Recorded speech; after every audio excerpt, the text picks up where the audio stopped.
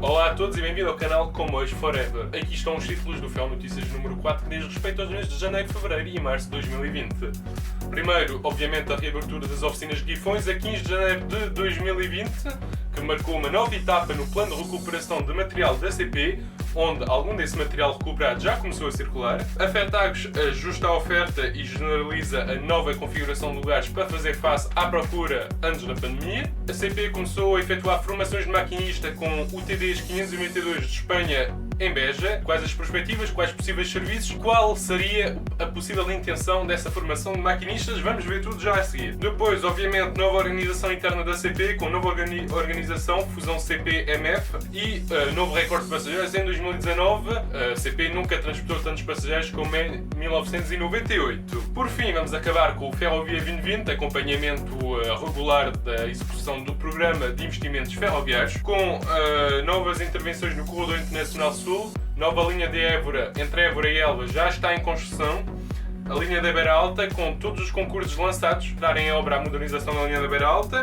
Adjudicada também Rive, entre Espinho e Gai, que vai resolver de uma vez por todas o problema daquele troço.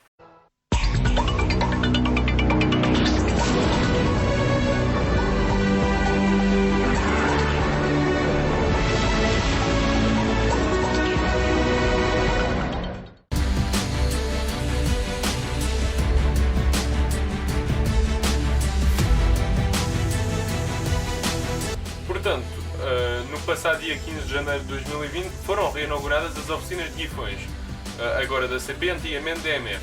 Estas oficinas tinham sido construídas nos anos 90, no início dos anos 90, mais precisamente em 1990 e 1992, para substituir o grupo oficinal de Porto de Campanhã, que nessa altura ia ser encerrado para a estação ser rumor. Por isso construiu-se um novo polo de oficinas em Guifões, junto à linha de Leixões, ou seja, pelos lados de Matosinhos, no norte. E Guifões passou a assegurar as grandes reparações, as modernizações de material, etc. Portanto, viram agora um enxerto da reportagem que já tínhamos feito sobre as oficinas de Guifões, não é? Podem voltar a ver na integralidade no nosso canal do YouTube. Por fim, o material circulante recuperado já começou a circular. 2 carruagens Schindler no mês de janeiro. Já há várias locomotivas 2600, nomeadamente 2601, como é óbvio, que já estão a circular. Obviamente que não em serviço comercial, mas fazem algumas marchas técnicas, como por exemplo, recentemente, para ir a levar uma automotora da linha do Voga, que já tinha levado uma grande reparação nas oficinas de Contumil, para levar para a linha do Voga com a transferência em Aveiro da bitola larga para a bitola estreita. Por isso, atualmente é sobretudo as 2600 e as Schindlers que já começaram a circular, não é?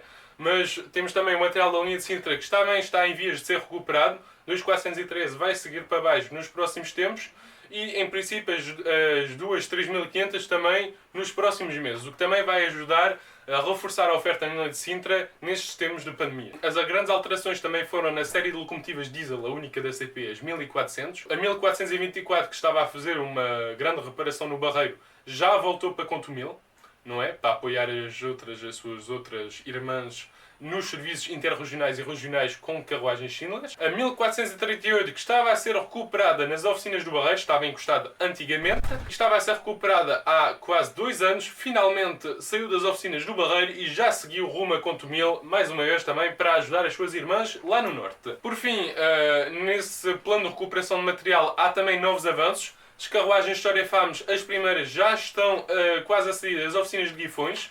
Nomeadamente, a grande diferença é que foram instalados os bancos do modelo das Schindlers e não os bancos originais, como é óbvio, que já estavam completamente antiquados. Por isso, a História Fames também está a avançar, o material da linha de Sintra também. Pronto, e as 1400. Atualmente é mais ou menos o ponto da situação do plano de recuperação de material da CP. Também a Fertags ajustou recentemente a oferta, com alguns comboios, nomeadamente de manhã e no início da ponta da tarde, e um bocado mais comboios duplos, para regular um bocado melhor os fluxos, que antes da pandemia continuavam a ser completamente superiores à oferta disponibilizada. Nomeadamente em certos períodos em que os comboios iam realmente muito cheios mesmo. Outra novidade é que a Fertag já começou a generalizar a nova configuração de lugares, ou seja, com menos lugares sentados nas carruagens. Já há várias unidades que já receberam esse tratamento no mês de fevereiro e em metade do mês de março. Todavia, com a pandemia, Aparentemente a Fairtax meteu um projeto em stand-by e as unidades atualmente não estão a ser modificadas.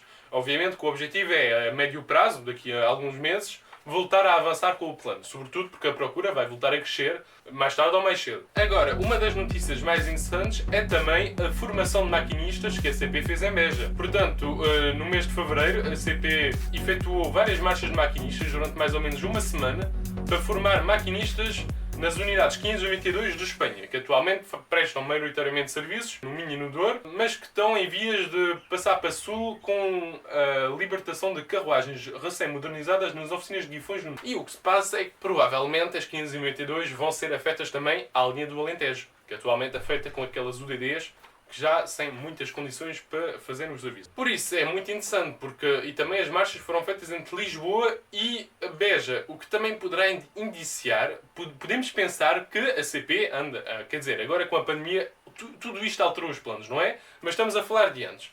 Que a CP, ao ter de transferir automotoras espanholas para Beja, iria possivelmente restabelecer um serviço direto entre Lisboa e Beja.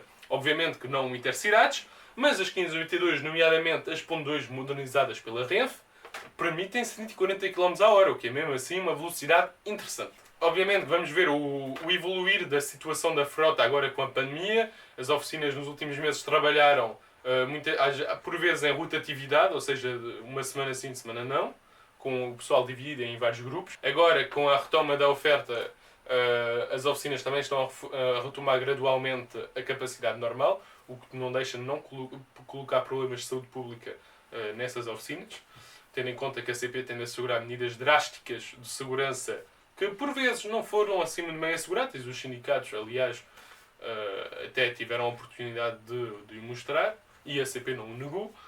E por isso vai ser interessante ver o evoluir do serviço na linha do Alentejo, que é uma linha completamente abandonada pela CP. O serviço é um shuttle com UDDs completamente grafitadas, por vezes sem ar-condicionado, faz a ligação entre Casa Branca e Beja, onde em Casa Branca dá a ligação entre as cidades de Évora. Esse anda com locomotivas, carruagens modernizadas, numa via toda nova, eletrificada e a 200 a hora.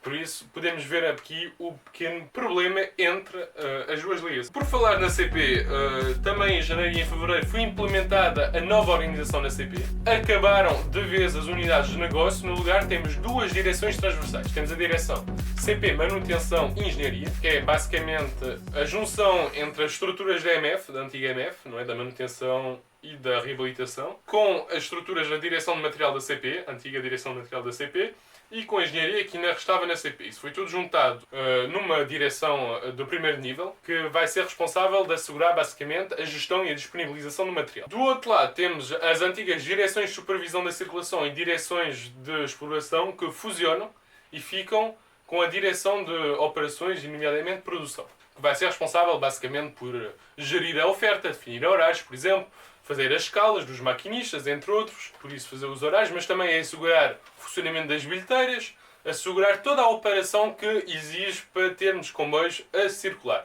Maquinista, revisor, limpeza dos comboios, não é? Que às vezes é um bocado desleixada, escalas, pedir canais horários à IP, etc. Gerir os revisores, as brigadas de fiscalização, as bilheteiras, isso tudo. É a nova direção de operações e produção. E obviamente que depois, nas direções de primeiro nível, voltamos mais ou menos a um funcionamento anterior, que é a divisão da CP na região Norte, Centro e Sul, com uma direção responsável por cada região e que vai ser responsável de todos os instrumentos de produção nessa região. E por falar na CP também, a CP que bateu recordes de passageiros em 2019, 145 milhões de passageiros. Para termos uma ideia, o pico neste século tinha sido em 2008 com mais ou menos 135 milhões. Quer dizer que em 5 anos passamos da pior procura de sempre da CP nos últimos 50 anos à melhor procura de sempre da CP desde 1998. O que não deixa de colocar graves problemas quando temos exatamente a mesma oferta no terreno, os mesmos meios recursos humanos e os mesmos comboios que ainda por cima estão mais velhos. Obviamente com a pandemia vai haver uma queda drástica do número de passageiros, mas pronto, é um fator externo e por isso só nos resta depois acompanhar como é que vai ser a recuperação da economia, a recuperação das deslocações das pessoas, a eventual segunda vaga da pandemia, isso tudo vai ter consequências, não é? Mas pronto, não deixa de ser um bonito número, que às vezes traduz condições de transporte um bocado degradantes, não deixa de ser positivo ter tanta gente como em 1988 a andar de comboio. Por fim, vamos acabar com o ponto de situação do Ferrovia 2020, programa de investimentos ferroviários do Governo e executado pela IP. Por consequente, principais novidades: Corredor Internacional Sul, já foram adjudicados todos os lotes de construção civil da nova linha entre Évora Norte e Elvas, ou seja, já está tudo em andamento. A modernização entre Elvas e a fronteira foi concluída. A IP já teve autorização do Ministério para lançar o concurso relativo à empreitada entre Évora e Évora Norte, que é a única empreitada que falta na nova linha de Évora. O facto interessante é que esta empreitada vai incluir a construção civil, mas também já os equipamentos ferroviários. Depois temos a linha da Beira Alta, onde a IP nos últimos 3 meses lançou todos os concursos públicos relativos à modernização da linha da Beira Alta. Portanto, agora vamos ter a adjudicação, depois a verificação pelo Tribunal de Contas, por fim a consignação e depois o início das obras, o que também normalmente demora de 6 meses a 1 ano. E por fim, na linha do Norte foi adjudicado a primeira fase da RIV entre Ovar e Gaia, neste caso entre Espinho e Gaia, que vai por fim ao estado de degradação completamente surrealista da via naquele troço. Todavia, não resolve o principal problema, que é a saturação do tráfego, não é? Só tem 2 vias. Pronto, por isso é mais podemos qualificar aquele de intervenção de manutenção pesada. Renovação de via, renovação de alguns troços de catenária, alteamento das plataformas e supressão de várias passagens de nível são as intervenções dessa obra. Pronto, além disso também convém notar que a IP ultimamente tem acelerado várias intervenções de menor porte na rede. Por exemplo, já lançou um concurso para renovar os últimos troços de via em madeira na linha de Cascais, lançou um concurso para renovar a catenária na estação de Cascais, o que está a prefigurar a progressiva transformação para 25 kV na linha de Cascais, mesma voltagem do que na rede da rede. A IP também lançou um concurso para instalar sinalização eletrónica ETCS, não que é RTMS, na linha de Cascais, na linha do Oeste e em outros troços da rede. Isso também são alguns dos concursos que a IP anda a lançar agora. Portanto, a situação no Ferrovia 2020 está bastante melhor. Primeiro, já não há o problema dos empreiteiros que têm tantos cadernos de encomendas que não respondem aos concursos da IP, visto que agora está a economia toda parada, não é? Isso obviamente que é um ponto a favor. Também os projetos já estão todos quase acabados e agora é passagem para o lançamento de concursos e para a obra, o que normalmente vai ser muito mais rápido, não é? E por isso até é possível, se a IP continuar neste ritmo, que em 2023 se acaba um programa que de ambicioso não tinha grande coisa, vamos lembrar. Porque isto são mais intervenções que visam aguentar a rede a curto prazo. PNI 2030, mais interessante, mas do que foi anunciado na época pelo Pedro Marques, parece mais uma carteira de projetos assim, sem coerência, que foram tirados da gaveta e metidos ali.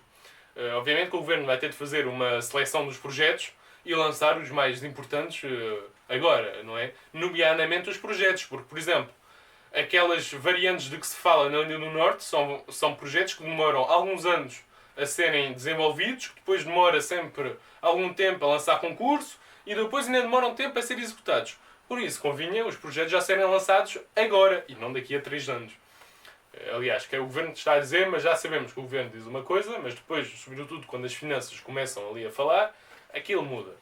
Por isso, vamos acompanhar a situação do Ferrovia 2020 nos próximos tempos, que aliás deverá ser positiva, mas de outro lado as obras vão obviamente ter atrasos.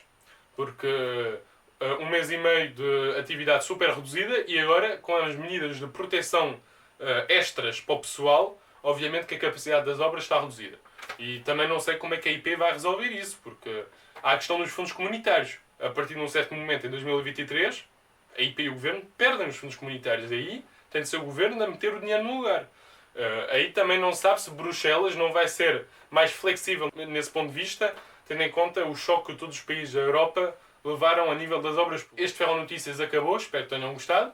E não se esqueça, fique connosco, fique com o canal Comboios Forever. O canal Comboios Forever todos os dias, todos os meses, desenhos vídeos sobre comboios, elétricos, médios e toda a atualidade ferroviária em Portugal. Fique connosco, fique com o canal Comboios Forever. Até à próxima, tchau.